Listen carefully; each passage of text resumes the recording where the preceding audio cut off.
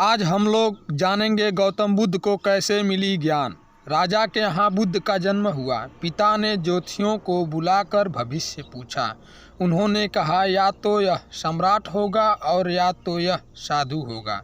एक तरह से देखा जाए तो सच्चा सम्राट भीतर से साधु ही होता है। जब ज्योतिषियों की भविष्यवाणी राजा ने सुनी तो वे घबरा गए कि मेरा बेटा साधु हो जाए, ऐसा ठीक नहीं होगा।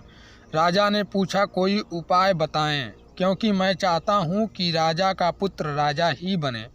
ज्योतिषियों ने कहा कि इसका लालन पालन व पूरा जीवन बड़ी सावधानी से बिताना होगा।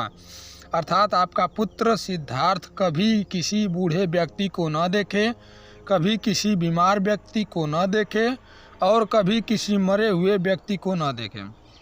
जब तक ऐसा होगा तब तक वे राजा ही बने रहेंगे। अगर ऐसा नहीं हुआ तो वे साधु बन जाएंगे। राजा सुद्धोधन ने अपने पुत्र सिद्धार्थ के लिए बढ़िया से बढ़िया, बड़े से बड़े महल, अच्छे से अच्छा भोजन, दास दासियाँ और खाने पीने के सामान आदि वस्तुओं के ढेर लगा दिए। पिता ने पुत्र को सुख सुविधाओं में इतना उलझा दिया कि उसे बाहर का संसार याद ही नहीं आया। शुद्धोधन ने समझ लिया कि अब इतने सुखों के आगे साधु बनने का प्रश्न ही उपस्थित नहीं होता। वे निश्चित हो गए। राजा शुद्धोधन ने बिल्कुल पक्की व्यवस्था कर रखी थी कि उनका पुत्र सिद्धार्थ जीवन में कभी भी वृद्ध, बीमार और मृतक व्यक्ति को देख न सके, क्योंकि वे अपने पुत्र को खोना नहीं चाहते थे। सिद्धार्थ का जीवन ऐश्वर्य और सुख सुविधाओं में बीत रहा था। उनके जवान होने पर एक सुंदर कन्या यशोधरा से उनका विवाह हो गया। विवाह हो जाने पर शुद्धोधन की आधी चिंता मिट गई। अब तो शादी हो गई, अब कहाँ जाएगा? अब तो मेरा पुत्र बंधन में बंध गया है, अब उसके कहीं जाने का सवाल ही नहीं बनता। 1 वर्ष बाद बेटे का भी जन्म हो गया। उसका नाम राहुल रखा गया।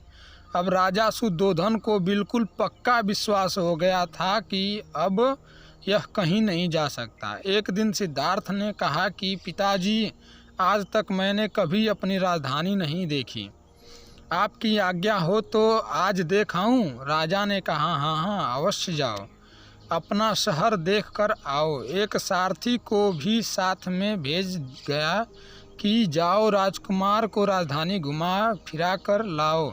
फिर भी राजा ने चाक चौबंद इंतजार कर रखा था कि कहीं चूक न हो जाए। सिद्धार्थ के लिए राजधानी के प्रमुख मार्ग खूब सजाए गए थे, पर घूमते घूमते सिद्धार्थ ने थोड़ा उल्टा मार्ग ले लिया। वे उस मार्ग से गुजरने लगे जहाँ पर तैयारी नहीं थी।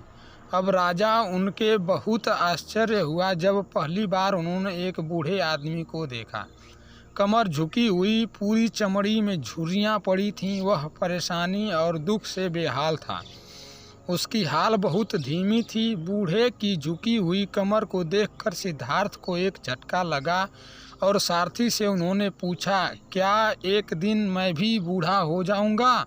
सारथी ने कहा हाँ राजकुमार, हर व्यक्ति के जीवन में 3 अवस्थाएं आती हैं, बचपन, जवानी और बुढ़ापा। एक दिन तुम भी बूढ़े की अवस्था में जाओगे। हे राजकुमार, यह संसार का नियम है, चाहे गरीब हो या अमीर, सबका शरीर शिथिल अर्थात बूढ़ा होता है। राजकुमार सोच में पड़ गया। सारथी ने रथ को आगे बढ़ाया तो कुछ दूरी पर एक बीमार व्यक्ति मिला जो रोगों से घिरा हुआ था। उस पीड़ित व्यक्ति को देखकर राजकुमार का मन बहुत ही दुखी हुआ।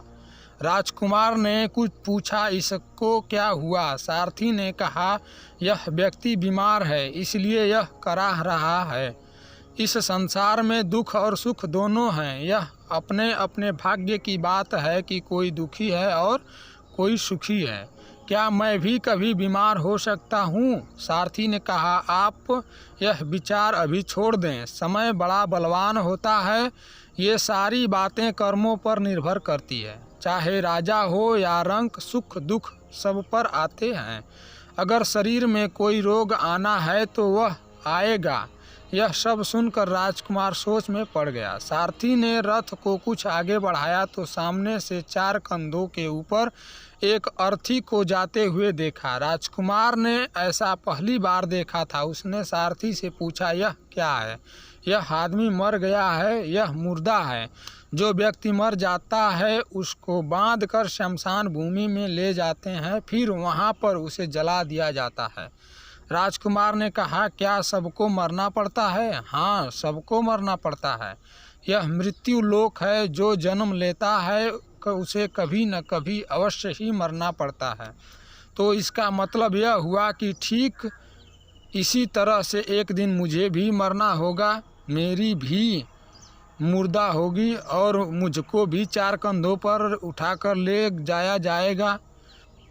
मुझको भी ऐसे ही रस्सियों से बांधा जाएगा। मेरे भी आगे पीछे घर के सदस्य रोएंगे, तड़पेंगे और जिस संसार को मैंने इकट्ठा किया है वह सारा का सारा मुझसे छूट जाएगा।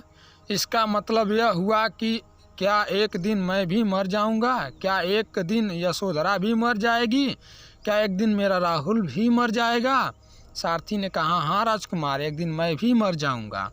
आप भी मरेंगे, यशोधरा भी मरेंगी और राहुल भी मरेगा, क्योंकि यह सब मरने के लिए ही पैदा होते हैं। उस रात सिद्धार्थ सो न सके। सोचने लगे कि क्या संसार में इतना दुख है, रोग है, बुढ़ापा है और ऐसे मैं खा पी कर कैसे जी सकता हूँ? नहीं नहीं, ऐसा मुझसे नहीं हो सकता। मुझे खोजना होगा उस तत्व को जो दुख, पीड़ा और शोक से रहित हो, जो भय, भ्रम और भूल से परे हो, जो अनंत आनंद से भरा हो, जिसे पाकर फिर से कुछ पाने की इच्छा न हो।